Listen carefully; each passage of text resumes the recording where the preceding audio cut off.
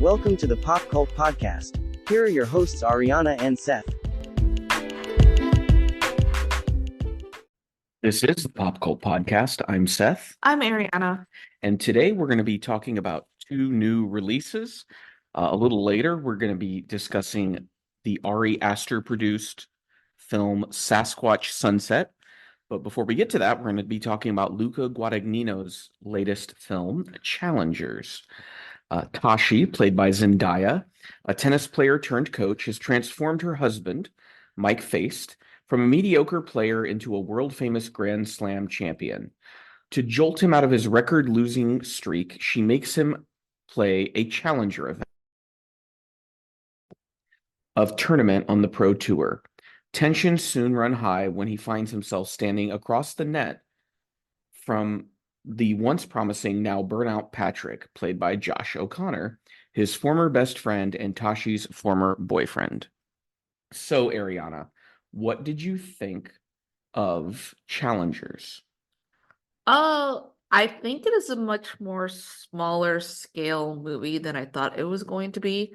Yeah. It's not as dramatic, and I mean that in a melodramatic way. There's not like this sense of real pining, even though it is there. Like, and I'm thinking more it's not like a love story, really, No, in the way we think. It's definitely in comparison to Or it's not a romance. Yeah, Bones and All and Call Me by Your Name, which have more of those elements thrown in there. It is a sports movie that then also relates to relationships to sports. Yeah, and I think it does that thing where I'm not a big sports movie person, but I feel like this movie had me, and like I played tennis a little bit when I was younger, but not anywhere near to this level. I was still engaged in it, and even if I didn't know anything about tennis, I still would have been engaged in it. Yeah, because it did such a great job of using the sport to act as a metaphor for life, and then vice versa, where aspects of life played back into the sport. yeah. So the film, I felt, actually had a very classical Hollywood story. That is very true. The details were modern, but the overall structure, it's a love triangle. Mm-hmm. And it's centered around something that the three main characters share. So it's a reason why they'll be in the same spaces, a scene after scene. So if you were thinking of like a film about politics, you could do the same thing, right? You could have a love triangle. You could have their political affiliations be something that divides them, but that's a reason why they'll be in these venues at the same time over and over It's again. about ambition between the three of them. Yeah. And so it's about three people who each want something, but I think in some cases don't actually know what they want. And also have like three different levels of ambition.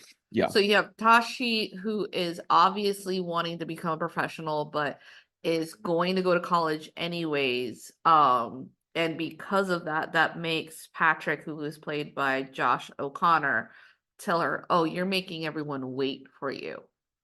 Then you have Art, who's played by Mike Feist. I think that's Who enjoys the sport, but and is also going to continue to play during college, but it's a way to maybe have his college partially paid for. We're not really sure. And the joke is that, like, well, he plays because it makes his grandmother feel proud of him. Yeah.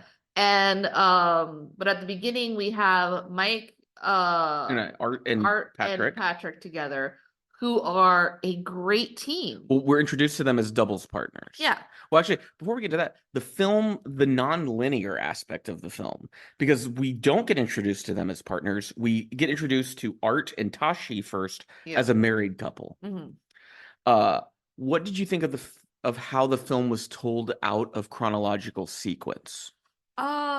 I thought it made it a little bit more interesting because then your expectations shift over once you realize what has happened. It's also just seeing the drastic physical changes that everybody goes through. Like from afar, Tashi, played by Zendaya, just looks like Zendaya, right? Yeah. But what's really kind of great, what they've done with the makeup and her facial expressions is, I think her hair too helped cutting yeah, it short. when it's mid shots or close to her, like close up shots, you can see how tired and haggard she is without them having to put like a ton of lines on her face. Well, I'll give her credit for that acting too. That's Yes. also like knowing how to manipulate your face to have that sort of exhaustion in it. Yes. And it's also one of the few instances where Zendaya is playing a character outside of, I imagine, that is Euphoria, is an unlikable character. Yeah. Tashi, you don't like her all the time. In fact, you're kind of like, when she isn't being flirtatious or trying to get information out of the two friends, when she meets them as friends, she's kind of harsh. She's Very hyper judgmental. hyper focused, does not show emotion towards anyone, and There's she's hard to read. a transactional nature to her. Yes. She's sort of, what can I get out of these guys? Yes. And then the few times that there is vulnerability, you can almost tell like she regrets it. Yeah, because she feels like she cries in private. Yes. That's a big thing, is she won't cry when she's like, there's that scene in her dorm room between her and Patrick where it's basically the breakup, right? And he storms out and she keeps just a stone cold face, but after he leaves, that's when we see the tears. Yeah. Because this is probably something that carried over from like her tennis. Yeah. It was just this, when you're against your opponent, you're just invincible, and it's only when you're alone can you like let your guard down. Yeah. And that goes back to, she talks about how she sees tennis as a relationship, and that there's actually very little of the game that's played. It's more these two people kind of sizing each other up and figuring out who they are in relation to each other. Yeah. And I think, just from my very limited tennis experience, I do think like tennis, when I think about it, you are trying to learn the other person's weakness as you play against them. Like, what kind of serve are they worse at? Or how do they handle like backspin? Uh, how do they handle lob? What happens if you get them into a rally, like very close up to the net? Yeah. And so you're trying to figure out that other person so you can determine, how do you win in this situation? Yeah. And it's this interesting thing that each character knows each other character's tell when they're playing tennis. Yeah. So it is a back and forth between the relationship, that at the beginning, when the boys are introduced to her and they're just like, oh, tennis is just a way for you to make money, be famous and be beloved by everybody. And there's little touches on how, like, basically how Tashi did not grow up rich. Her family became rich through her tennis. Yeah, so sort of like the Williams sisters. And it And is, of the three, she's clearly the one who is posed to become like the star out of the three. yes, and how she is, when she explains about, tennis isn't just a sport to her, it's a relationship. And that is when, like you were saying, you're reading off of each other and you're bouncing back and forth. And they're just sort of like, that's when Patrick is like, that's why you yelled at, because they watch her play. And it's like this interesting thing that Art wants to go watch her play because he has a crush on her. And he's kind of like going like, she's not that great. It's fine. Until they both see her play, and Art's like, I take it back. She's fucking great. And Patrick is instantly attracted to her because of how well she plays. I think that's a very interesting way, that Art is actually wants to be with her because she's pretty. Yeah. Patrick wants to be with her because she understands tennis in a way that he does. And then the difference between the two of them, she has the ambition, he lacks the ambition. Yeah, and it's also like with Art, the relationship is different from the one that she has with Patrick.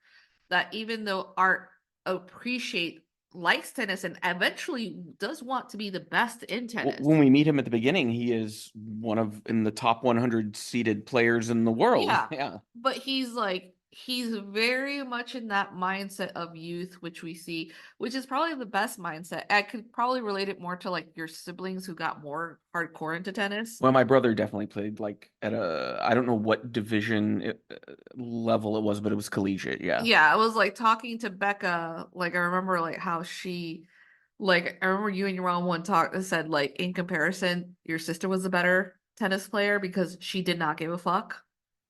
And I don't remember any of that. well, it's like because it's like she would win and she didn't make a big deal out of it. And like, but it's also thinking back on that about how he is sort of like, you're gonna damage your body over time. I want to be something beyond just someone who can hit a ball with a racket. Like I want to develop more skills.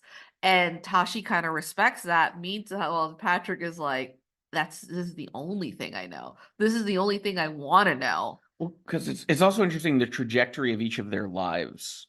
Because Yeah. I think that's a big part of the movie is where they start and where they end up. Yes. Because we talk about Tashi, clearly the most highly regarded one of the three when they're young, when they're teenagers. Yeah. By the time we're in the present, she isn't even playing tennis anymore. And we see like within the opening minutes of the movie, she has a massive scar on her leg. Yeah. So already the movie's communicating to us she's going to go through an injury in one of these flashbacks, and that's going to take her out of this. So if you think of them in terms of like positions, ranks, right? Mm-hmm. Tashi's 1, Patrick is 2, Art is 3. That's probably where you could rank them. But when we meet them in the present day, Tashi, you would say Art is 1, Patrick is 2, he's still 2, and Tashi would be 3, right? Because she's not even playing tennis anymore. Yeah. And so the story is essentially how did those ranks change and why, and how their relationships with each other are the reasons why those rankings changed, or in Patrick's case, didn't. And I think it's interesting that if we ranked him, he'd still number 2, because that kind of goes along with the character. He's stagnated. He's never grown since junior league tennis. Yeah, and even Tashi, like they have an argument within the present, like tells him to his face because she watches them play and reads them so well. She's like, "You're gonna fall apart by the second second part of the tournament. Mm-hmm. You always do. You never know how to hold up." And it is this thing that within the film is I'm thinking about it. It is also how Art changes so much because he basically allows himself to be molded by Tashi. He loses his identity. He's not even like Art anymore. He's just the tennis player that does whatever Tashi tells him to do. Yeah, and it is this thing that it's also the fact that it's not as if like she manipulated him to do it. He asked her to. Yeah.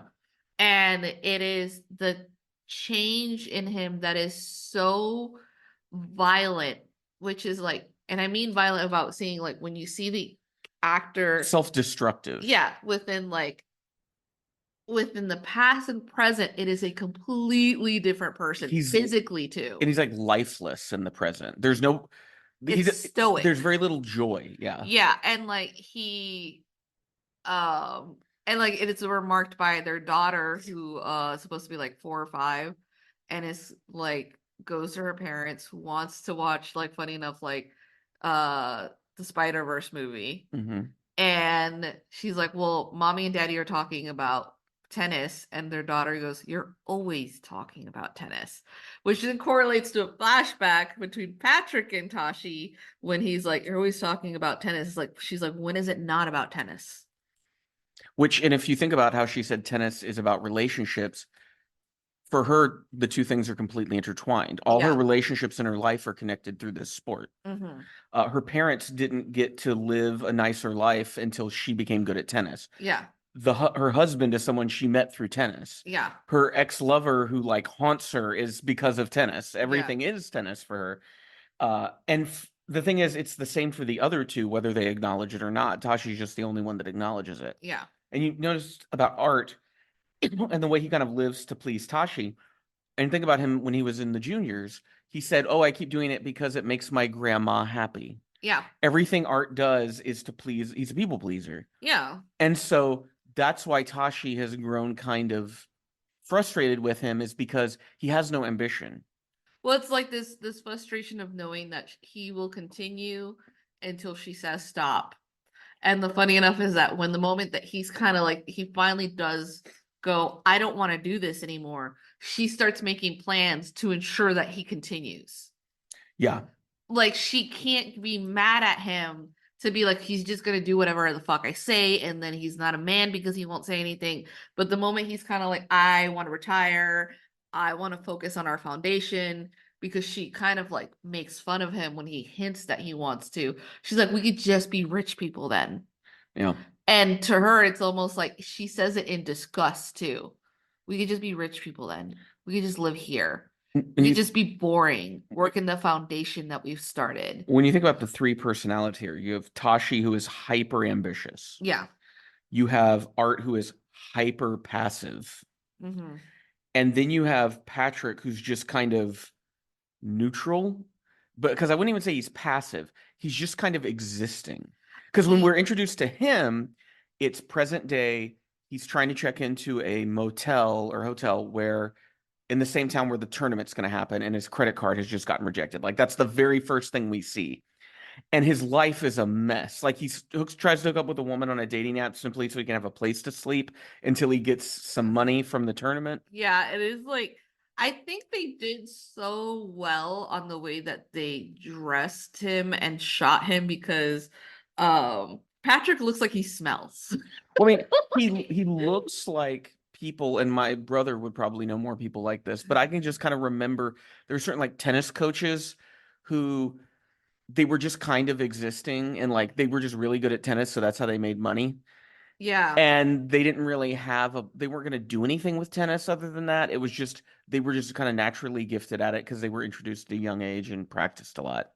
But they didn't really want to become, the someone in a powerful position in like the U.S. Tennis Association. Yeah, but the funny thing is, like, then Tashi throws it into like Patrick's face. He has rich parents, which is not the same with Art. Art doesn't have rich parents. Well, and not the same as her either. Yeah, and but Patrick does. Yeah. And he could go home and then get ask his parents for like a nice cushy job and be completely comfortable, but he slogs through this and nobody really knows as to why, because it's not as if like he's self-punishing, but it's also just like, again, he made this decision, he's going to stick to it, and because he made that decision, he is living in the past. Because how many times did we see him wearing the same t-shirt over and over Oh, again? yeah, And it's yeah. been like Very obvious.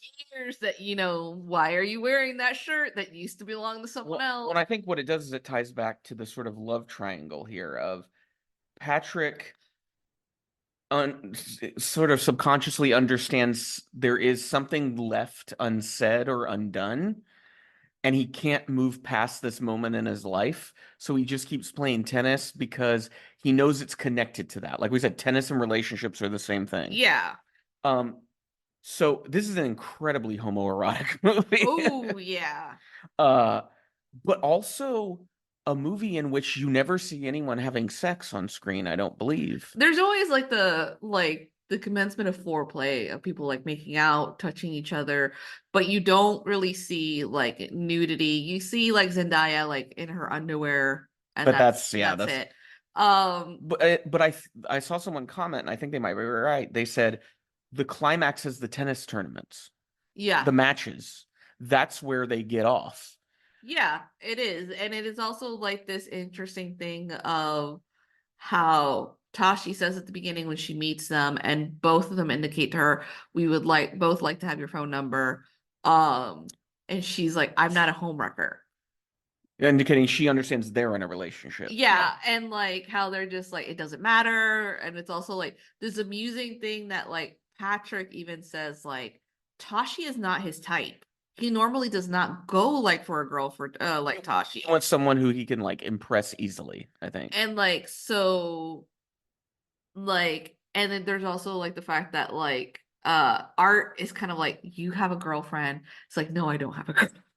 But it's also just like Patrick is just going for it And it's like this understood rivalry between the both of them that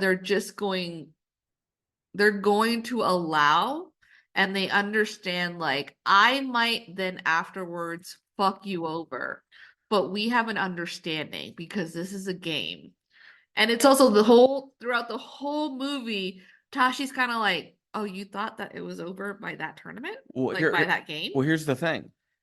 I think what Tashi understands, and this is not something explicitly said in the movie, is she broke this couple up, and Yeah. she spends the rest of the film realizing that and reuniting them. Because if you think about the final scene of the movie, I mean, think about how the split began. She says, "I'm not a homewrecker," and originally Patrick was going to throw his singles match with Art just to let Art win. Mm-hmm.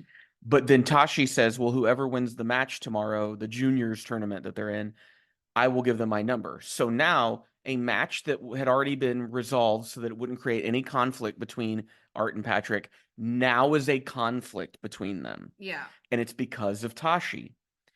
And at the end of the movie, one could argue that Art and Patrick are back together again. Yeah. And Tashi is elated. So the question is, does Tashi see herself as a part of this relationship? Or does she see herself as, oh, I fucked up that relationship? And there's some guilt I have, and I feel like I might need to fix it. But they have to go into this pressure cooker. The only way you can fix the relationship is through tennis, because that's where people fuck. They don't fuck in bed. Yeah. They do it on the court. And I think that's kind of what's going on here, like in the sort of Freudian version of all of this.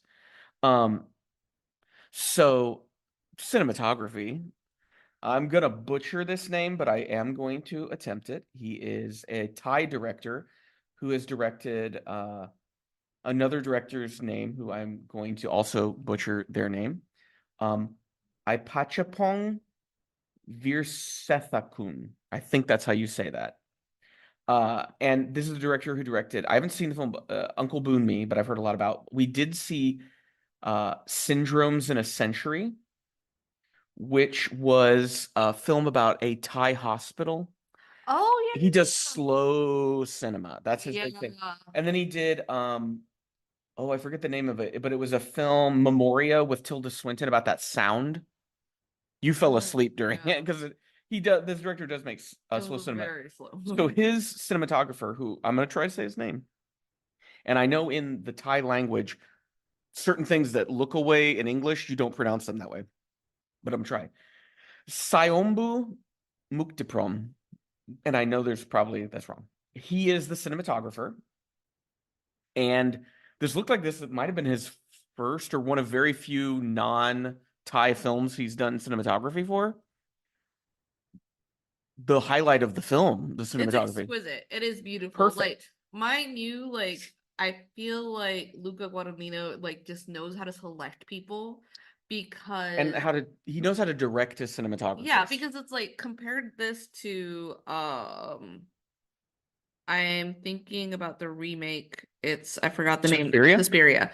It's kind of dark, dreary. This is bright, colorful pastels. And then and then there's like some reds because there's a moment that like Zendaya gets into a fight with Josh O'Connor. The neon kind like of stuff. The neon stuff. Well, wait, so he makes this movie look like it's from the 80s. Yeah, but in a high class kind of level. Yeah, but it's not one of those like Stranger Things, and it's set in modern day, but it has like the mood and the tone of like an 80s movie, like a really good 80s drama. And like it's also the fact that once you get into the cinematography of like the tennis, that then shifts into first person. Well, I want to like the big match, because this whole movie is centered around the finals of this tournament in New Rochelle, like this nothing burger kind of tournament. Yeah. And so what I noticed was the cinematography kept building every time we would come back to the tournament. Yeah. Because one of the first things I noticed was there was a 3-for tracking shot where like the camera started, I think, on Patrick. It followed him as he walked across the court. Then he stayed where he was. The camera moved over to Tashi in the stands. Or no, I think it went across the net to Art. It showed him, and then it swiveled and went to Tashi, who's sitting right in the center of the stands. And it was this way of showing you, like, here's where all our players are. You don't need to pay attention to anyone else except for these three. Then you talk about the first person, where then it switches to first person shots of each of them in the same scene, which was so interesting because I realized, oh, the number of times they had to film this one scene, because you would have gotten the cameras in the shot if you hadn't. And it was interesting. Tennis ball POV. Talk about that. Yes, that was really good. It was afterwards, like we started talking about the film very briefly.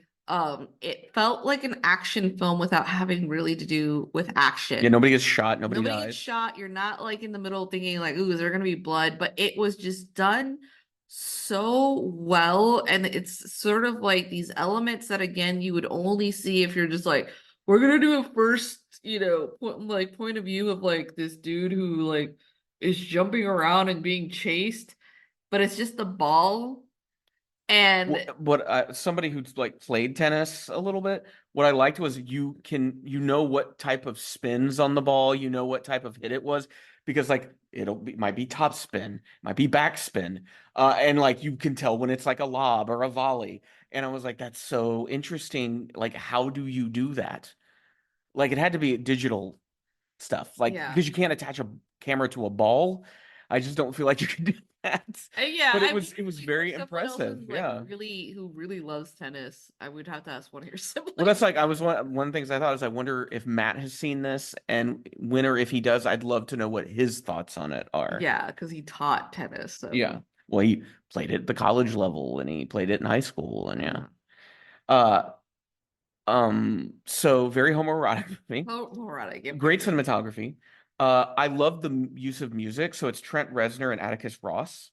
And one thing I noticed very early on was there was certain music would only play during like tennis matches. And then I noticed the use of the music in a different scene, which was a fight between Tashi and Patrick. Yeah. And that's when I realized, oh, that goes along with the metaphor that tennis are relationships. And so the music is another cue to you that this is a back and forth. It's this very electronic, it feels like music that is like pulsing in a direction. Well, like music that you would think that would be ready for like a chase scene. Yeah. Or like the prepping of a fight. It's I wouldn't also say like a chase scene, but yeah, like a tense buildup. Yeah. Because I think there was like a hint of it when, like, in present day, Tashi and Art do start like arguing about how he wants to retire, but then it fades out because Tashi's just so tired. Well, Art's passive, so he And doesn't want to Art fight. kind of like is begging to be held. Yeah. And she wants the adrenaline of the fight, but she also realizes like that's so kind of unfair to ask of him because it's like their daughter's in the next room asleep.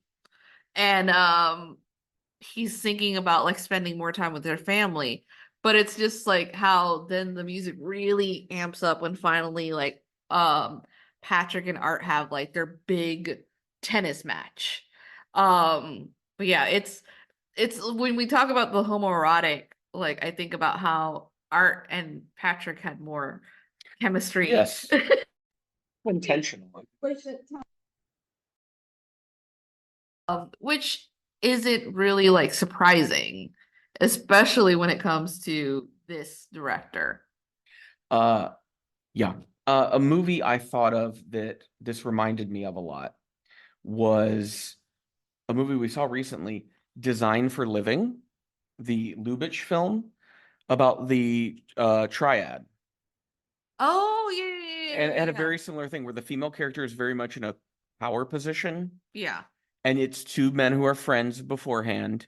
She's introduced, it kind of creates strife, but then the ultimate solution is like, oh, it's not that I break up with you. It's almost like, oh no, we just make this trio of people into a thing and we just make that work. Yeah. Which is very interesting. What would you recommend Challengers to a general audience? Yeah. Would you say this, if no one's ever seen a Luca Guadagnino movie, would you have them start here, or is there somewhere else you would have them start? I think here is not a bad idea.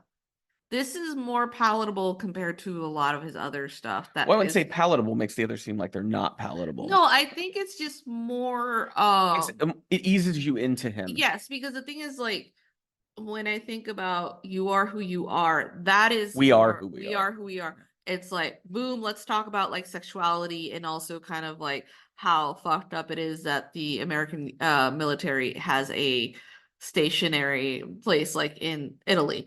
Well, like that film or that show on miniseries on HBO, it's asking you to keep up a lot as an audience member right off the bat. Yeah. And this is more a story that like brings you into it one bit at a Yeah, and time. versus like Suspiria that like has a lot of sexual tension, but there's a little bit of like gruesomeness in their visuals, especially with the witches. And then I think about like Call Me by Your Name would probably be like another movie that I'd have follow up this one if I were to make like a tier of movies to get Bones and into. all. Bones and All, I feel like I would put that as like number 3. What So, about I Am Love with Tilda Swinton? uh, Which I think is a movie not enough people see.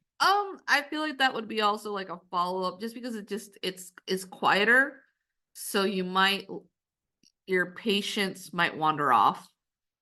But I would say Guadagnino has really proven himself to be quite an adept director. Yeah, and he does know how to direct actors, because I'm not saying that like a lot of times when I think about these new hip actors, which I'm not saying that like Zendaya's ever been bad. I just was like, can I really buy her playing someone who Is a mother. is a mother? That was the Like that hardest was part it for was me. really funny because like when we're watching the film, you're just like, they have a kid. Yeah, like, and I would say I was more impressed with her than I thought I would be. It's hard for me to buy her as a grown up. At most, I think of her as like a teenager. And I know she's what, like 25, 26. Yeah, I think it's because she's like very thin and she has youthful like face. I think it's her face. I think she has a very young face. And so it's one of those where it is really hard for me to see her in these grown up roles Yeah. and like believe it. But yeah, Challengers, very interesting movie.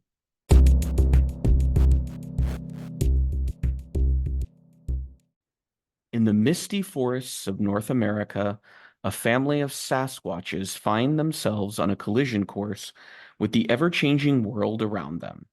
This is the Zellner Brothers' Sasquatch Sunset. So this film has a lot of, even though it just came out a few months ago, there's a lot of infamy around it, I guess.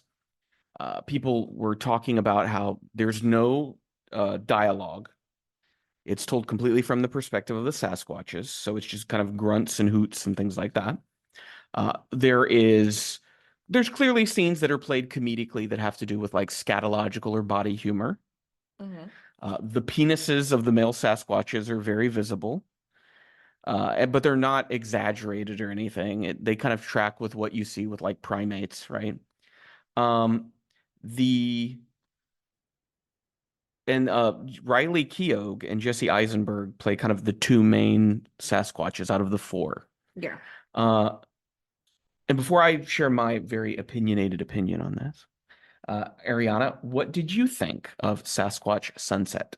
Uh, well, thanks to the internet and people apparently the many reviews that you were reading out loud to me before we watched this film, I wasn't looking forward to it. I think because my concern that this was going to be like early 2000, late 90s Like a troll movie.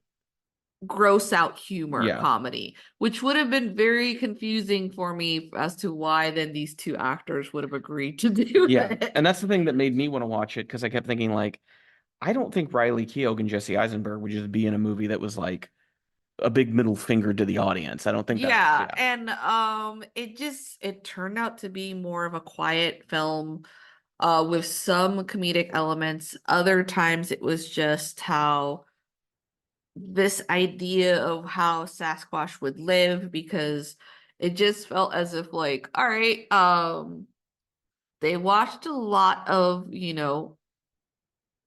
apes in movement and copied that. And then we're also dealing with the fact that their natural habitat is being invaded by humans. But I think one of my favorite things is we'd never see them encounter a human. Yeah, there's not a single human on screen other than the people in the costumes. Yeah, and so it was likened to watching a long documentary without a like an animal documentary without any narration, right? Yeah. And so I don't understand the like rabid hatred for this film because it's not as gross as it seems to be. Well, because I keep seeing people go, "Oh, Riley Keough and Jesse Eisenberg piss and shit everywhere." There's one scene in the whole movie where they encounter a paved road for the first time. Yeah. And it is a scene that's played comedically, but there is also some like truth in that scene where you think about, yeah, if you were walking along and you came across this structure that seemingly goes on forever in both directions, you'd lose your mind, right? Yeah, Like because you don't understand why was that made? Why is yeah, it? you don't know what a car is. You don't follow a path. You use like scent, if anything, to find your way through the forest. So it was, and so it's played comedically that they try to mark their territory on it. But the scene lasts what, maybe like 3 minutes at most? Yeah, and I could understand to a certain degree if you're just like, oh, it's the fucking like they just want to there's only really like There's only one sex scene in the whole movie. and the rest of the time it's supposed to be like the alpha wants to continue having sex, but the female character is already pregnant and doesn't want anyone to touch her. Yeah. And so it's supposed to be the group or the pack kind of like, hey, alpha, fuck off for a little bit. She's pregnant. She's already fulfilled what like position she's supposed to be. You're not supposed to be inserting your penis in her. Um, that's majorly like that's what it is. Yeah, and like It's the just alpha has an erection at one point. yeah, and the erection there was more because he was about to get into a fight. Yeah, it's more like an adrenaline rush thing. Yeah. Uh, but what I was surprised about was how emotionally moved I was by certain moments in this movie, where because I think the key of what the Zellner brothers are trying to do, and they worked with why can't Nathan Fielder Mm-hmm. on The Curse. I think they directed like half the episodes of that show. And I think what they were trying to do here was they wanted you to get as much into the perspective of an animal as possible. And a Sasquatch kind of serves as this intermediary because, first of all, it's not real. Uh, it's something invented by humans, Mm-hmm. and it is humanoid. So it's partially relatable, but it's also very animalistic. And I think it was smart that they didn't do any subtitles because there was never a scene in this entire movie where I didn't understand where I failed to understand like what was being communicated. I knew if somebody was happy with another Sasquatch. I knew if somebody wanted something from another Sasquatch. And it was through the performances and through the cinematography of where they pointed the camera and how the timing that everything was clear to me. And I think a big chunk of this movie is about getting to an animal's perspective on mortality, on how for humans, when we think of death and we think of mortality, we more often than not think of growing old and dying that way, right? Yeah. But when you live in a natural world that doesn't have the sort of protections that humans have for them, death is not an I grow old and I die. Death is we're walking along one day and something just happens and now that person's gone. Yeah. And that happens in this movie. And the first death wasn't as emotional because it happens off screen and it's discovered later. The second death really hurt to watch. You could really feel the suffering, Like the panic. the confusion of the other Sasquatches who didn't understand what to do to help. Yeah. I thought that was just so like the performances from everyone were so Yeah, and it's good, and it's a hard thing to perform. You don't have dialogue. and it's also the subtle thing of it being like it wasn't just nature that caused it. It was a man-made devastation because when we go to see the log, there's like a Red red X. sprayed X, meaning that it was a log that was left after it was cut down. Nobody picked it up, so suffering occurred because of that. And if it hadn't been there, if it had been a tree that had fallen naturally, it would have already been rotting and it wouldn't have been able to crush anyone. Yeah. But in this instance, because it was humans going against sort of the natural order of things, it caused a death. And I do like the traces of humanity in the movie. Yeah. Because we first see a red X on a standing tree. And the Sasquatches, you can kind of tell from their perspective, they think this could be some sort of sign from a higher power. They don't know. Then the red X occurs on the tree that's been cut down that you mentioned, the campsite. Yeah.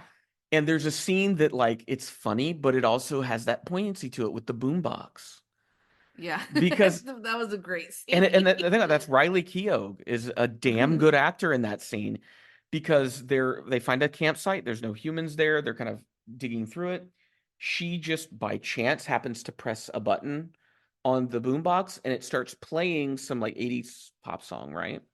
And it's a song about like just kind of one of those like general life anthem kind of things from Yeah, the just think 80s. about love and life and stuff like that. And I love how she just stops talking or moving and is just staring off into the distance. And so at first you laugh, but then I started to think, like, from her perspective as this like animal, they've never heard singing before. Like this is a religious experience for her. Her brain is opening up to like, New pathways yeah, and of like, what understanding. is this? Like, and then what I think was very interesting afterwards is she becomes irate and destroys it, Yeah. which is something that people often do. You think about humanity now, so many reactionary people, when they're confronted with any sort of social change or when people are confronted with art that challenges their preconceived notions, they lose their fucking I've minds. seen it in like sometimes the kids that I work with, you put on a song that they're not anticipating or don't like. There's a moment of pause to sort of like absorb what's going on. And then there's like maybe a cry or a yell to turn it off because it's overstimulating. Yeah, and I think Like that's what it's happened to like her. it is like, why is there so much noise? Why is there like beyond just like the layer of a voice, you have like drums, you have a guitar, you have a chorus Well, and going I think on. it evokes emotion, even if you don't understand the words, because you can feel the emotion through the singer.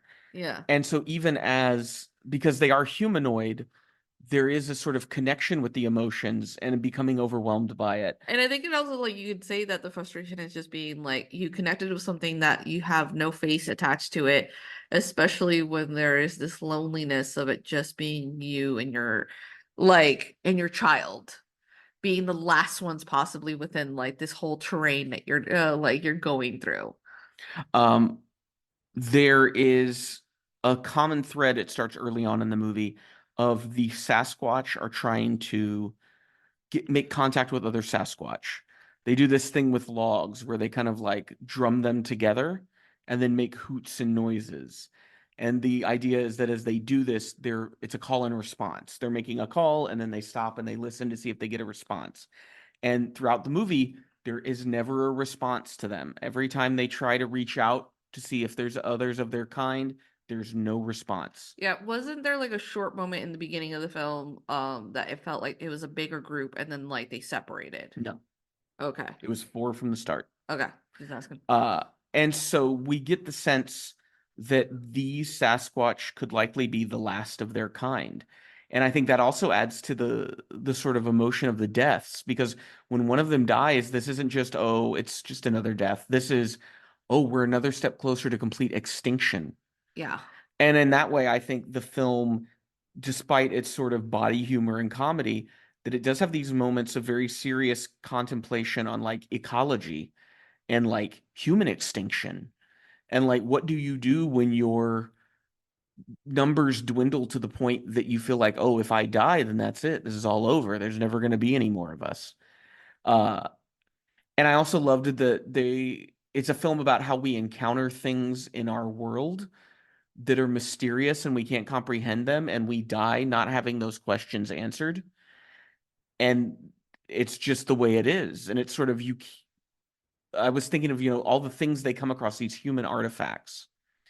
And you think about there's probably things that we encounter, and science always encounters things, where they can observe something, they can study it, but there are certain things that we're still struggling to fully understand, like what that is or why that works. Like the human brain, we have some theories about how it works, but ultimately we don't really know like what the mind is in relation to the brain. It's Yeah. just we think of the mind being in the brain, but you're like, is it? Is the mind somewhere else?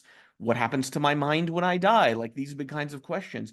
And I think this movie is able to do that by almost devolving into a much simpler form of storytelling where we don't need dialogue anymore. This is about emotions. It's about feeling things viscerally. Yeah. So like feeling the mystery in a visceral way of it's not something I can intellectualize because there's what can I grasp onto?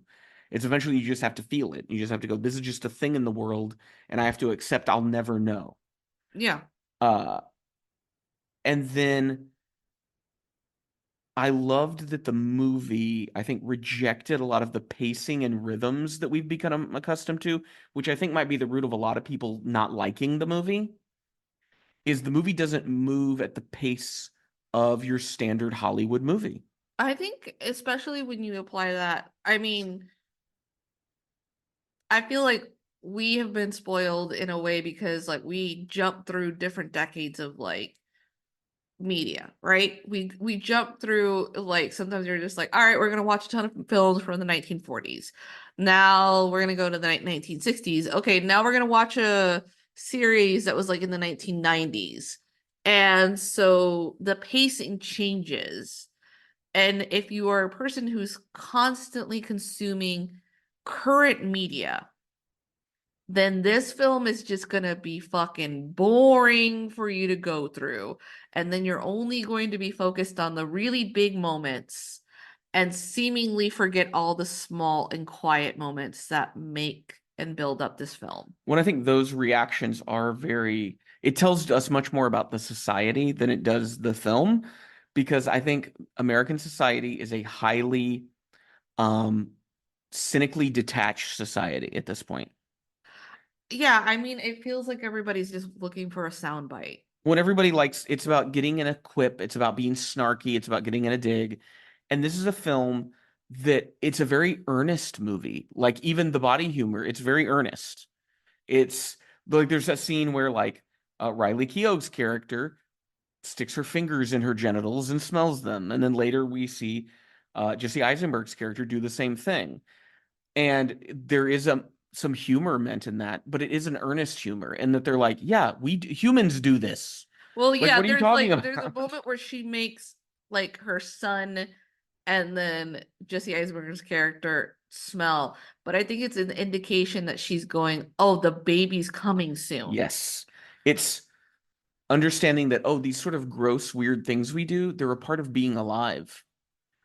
Uh, and so these urges that we have, like the urge for sex that we see from the alpha, or the urge to help, even if we don't know how to help, and even if sometimes our helping causes harm, our urge to explore, our urge to try to communicate with something outside of ourselves to see if there's more of us out there, right? These are very human things.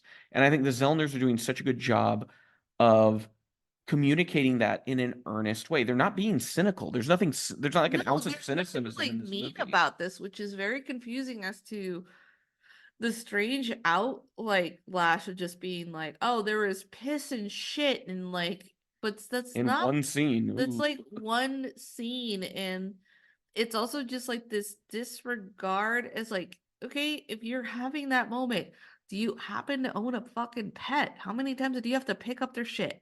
Like, it's not that much of a big a deal. Like, get over yourself. Well, we've only ever seen one other Zellner brother film. We saw it at the Belcourt back in Hmm. Nashville years ago. Uh, 10 years ago. Wow, that's crazy. Kumiko the Treasure Hunter, which I don't know if you remember, it's about a Yeah. Japanese woman who works in an office and she becomes obsessed with the movie Fargo and wants to go to Fargo, North Dakota to where Steve Buscemi buried the money because she thinks it's there. And if she can get it, then she'll be rich. And it's a movie that ends very ambiguously, where she's just kind of out in the snow and kind of disappears there. That's how I remember it. Um, but once again, I think about that movie and now I think about Sasquatch Sunset. They're both very earnest movies. They're movies that are being told completely from the perspective of their main character, and we see the world through those characters' eyes. Yeah, and like I remember that film because it's like she was such the odd person out between every aspect of her life that once she goes to Fargo, it doesn't seem out of the ordinary for her because yeah, in Fargo she's considered weird because she's a Japanese tourist, but even at home, like in Japan, she's not fitting in anyways because everyone is like so precise and neat. Yeah, and her ambitions aren't the same. Yeah. And so I feel like and then when you think about The Curse is a movie that isn't very cynical when you think about it. There are cynical characters, Yeah. but The Curse itself is a movie that is very open and authentic in that it goes places and it doesn't ever feel the need to look at the audience and wink and go, yeah, I know this and it's crazy. We think about the finale of The Curse, where it kind of goes for it. It says, we're going to go here and we're just going to let you see it and things are going to happen. I think it's more just like these are character studies. Yeah. And yeah, they're not about plots. They're not solely about plots with like The Curse, it being like a series. It just has to do the fact that you're doing character studies of each character and then something like out of the norm happens, right? And it's the shock of it just being like of how it's almost as if like telling you like you have no control. Once you think you do have control, it's gone. You don't know what's going to happen. Much like with the Sasquatch, they think if we keep banging on the trees, we'll find one of each other eventually, but only to realize the banging isn't going anywhere and there's something out beyond us that we don't understand and we are afraid to encounter, and now we are losing that control. Well, the thing is, they have no control at all because the humans have already devastated the environment. Like yeah, but it's also the fact that like they don't know that yet. They assumed with their alpha, we follow him, we go with what the alpha wants, even though sometimes it hurts, it doesn't feel good, and we don't like him all the time. Oh, life feels a little easier once he's like away. Okay, but now they're really at a loss when they're really confronted without that leadership, right? Yeah. And then like in The Curse is just also sort of like how once they think that they're willing to live with each other as they are, something happens that is out of their control and they can't really do anything about it. And with the treasure hunter Kamiko, she thinks she's gonna reach something that really isn't there. It's a fantasy. And so what's going to happen once you, again, it is that the fantasy is part of a control thing. Yeah. I know it's there, but then like someone else could be like, it's not there, it's not there. And it's just like, so what's going to happen once you confront that? And I think it's sort of like the confronting part is the moment that these directors kind of like pull back and sort of go like, so what would you do? Well, without giving away spoilers for this movie, what they encounter at the end of the movie and their realization of what it really is, I think is a big part of the story. Yeah, and it's like these directors, even though they do like comedy with fantasy or like adventure, there's a sadness about it. Yeah, they're very melancholy films. Yes. I think that we're talking about the pacing. I think what they were trying to do is get us into an animal's rhythm. And we're seeing life as it would be lived by an animal. And an animal is not in a rush to get anywhere unless it's being attacked, right? An animal is, if it finds a safe place, it's going to stay in that place for as long as possible. When an animal lives, it doesn't have a job. Its job is to just survive. And so if it finds a stream with cool water, it's going to sit by that stream for a long time. If it finds something good to eat, it's going to eat it. Yeah. It's going to wander and it's not going anywhere with a goal. And so I think the people who are reacting so strong in the negative sense to this movie, once again, we're learning something about them. Because I would say that I think this film is a test of people's empathy. Yeah, which is strangely enough, like what the movie is like an hour and a half. It's exactly 1 hour and 30 minutes long. Which is insane when you think about the fact that like so many people have their endurance has been built to deal with 2 hours and a half of 3-hour Marvel movies. Yeah. You know, every like 15 minutes something fucking new being shot into your eyes, and it's just like this is a little bit more slow pace, and even not that fucking slow pace to begin with. I kept sitting there thinking like, oh no, because I saw like the cinematographer did those Thai movies, and I'm like, those are really slow movies. And I thought, this is perfectly paced. Like it's kept my interest the entire time. And I think it's because once I understood that this is the rhythm of animals, not the rhythm of people, then you can watch it that way. One of those, I mean, I think we enjoy watching nature documentaries. Yeah, and it's similar-ish to it. Because I thought to myself, like, again, I haven't sought out like interviews of like Kylie Riley Keough. Riley Keough. We're about to call her Kylie Reough. Yeah. Is that her evil twin? Yep. About this film, but I wonder if like there's something freeing about the fact that she didn't have to be pretty. Yeah. Like that she was wearing, I'm sure wearing the makeup and the bodysuit was exhausting. I'm sure like that there's a few, I wouldn't be surprised if it was like 50 or like 100 pounds of having to wear on that. But is there a certain freedom of it being like, you don't have to be pretty, you don't have to be conscious of how like your face looks when you cry. It's pure performance. It's just pure performance behind it. And it's like this interesting thing that you're like saying, oh, I can recognize Jesse Eisenberg's voice, but I can recognize her voice I could recognize immediately. eyes. Their eyes are so expressive. Hers especially. Yeah. You think of like the last third of this movie and how much she's expressing through just her eyes, these looks that she gives as she's really contemplating how bleak it is for like her little family here. Yeah. That things don't look good. Yeah, and it's not as if she's supposed to have like this, little speech where she explains to them like how they're supposed to go about life. Like there's like tenderness in this film, there's sadness. Like the child has an imaginary friend. Oh yeah, his hand that he does. Yeah, because it's like the only young one on there. And it's so like that's also another great instance of that's also like sort of absurdist comedy. Yeah, but also very endearing too. Like they managed like, to it was make it funny but endearing because it's like he did it like 2 or 3 times in the film, and like the first time I thought like he was more of an adult because he was standing alone amongst the plants, and it is a little person that plays and him, like, and so he carries himself like an adult a little bit. But yeah. Then like once it was done the second time, and then like both times he's like brings his hand, which is supposed to be like the mouth, to his ear, and we don't know what they're talking about. But then also you think about the fact that the way his species communicates, they don't talk. Yeah. So where did he learn this from? That's the fascinating. Or could it also be it's just showing us that, oh yeah, life is always evolving. Life is always like figuring something out. And it may look crazy to someone from the outside, but there's something in his brain that's trying to understand something about the world he's in. And he's created this thing as a way to help his brain because like when he brings it to his ear, like all I'm thinking is like, is he having words of encouragement to himself? Yeah. Is he because it's like, or like one of the funnier moments is like the child is playing with a turtle, and like the turtle latches onto him, and like every adult in the family comes in to deal with it. And the alpha kills the turtle, not because it was just like, it's almost like, oh, you fucked with my kid.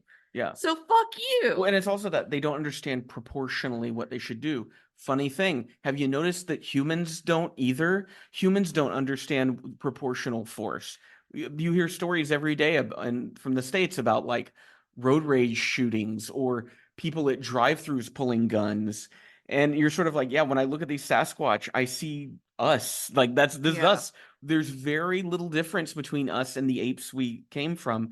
And so I think it's important whenever we're dealing with potentially life-destroying climate collapse in our lifetimes that we understand we're animals. Yeah. We've forgotten that. That doesn't mean we have to like piss and shit on the road, but like we do need to understand we have this animal nature that I think we've ignored to the detriment of our species.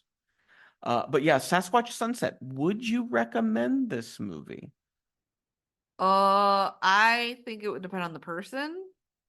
Not because, again, I'm not saying it's a bad film. I want them to go in with appreciation. It's, again, I rated it 3.5. Like, it is not like mind bending. But I thought it was better than people said. On our little annual ranking, I did put it above Drive Away Dolls because I thought if I had to sit down and watch one of those movies again, I think I'd rather watch Sasquatch Sunset. Yeah. That's fair because Drive Away Dolls just had too many weird moments, even though like I enjoyed it. But I didn't think it was better than Love Lies Bleeding. I think Love Lies Bleeding a little better.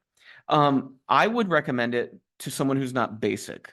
That's what I would say. If you're someone and like the majority of the movies you love are like Disney and Marvel movies, just don't watch it. It'd be weird if you are listening to this and you love Disney. You don't need to watch it. Move on. I'd say if you're someone, I would ask you, are you open to seeing the world through the eyes of something that's not you and moving at that animal's pace? Then I would say this is a movie I think you're going to enjoy, because by seeing life through this perspective, it causes you to think about the way you view life and the way you view death and the way you view the continuation of humanity, sort of thing. Yeah. But very interesting movie that has gotten unfairly maligned.